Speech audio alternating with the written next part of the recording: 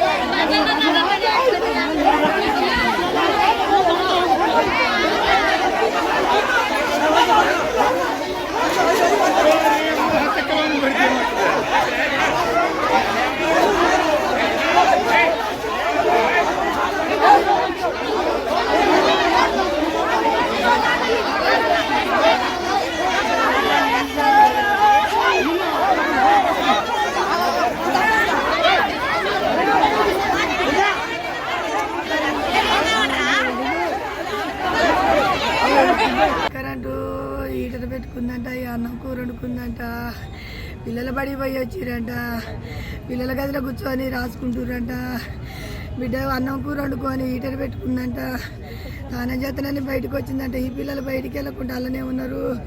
ఆమె కూడా ఎటో పోయిందంట. అయ్యా స్నానం చేద్దామని బయటికి వెళ్ళిందేమో ఇంకా అయ్యేం పట్టుకుందయ్యా. అయ్యేం పట్టుకొని బార్లో పడిందంట. ఆయన వచ్చేసరికి బుజ్జి పడింది ఏందని పిల్లలు పిలిచిందంట. ఓ బుజ్జి అని ఉరికిందంట పిల్లగాళ్ళు, 2 పిల్లలు కూడా.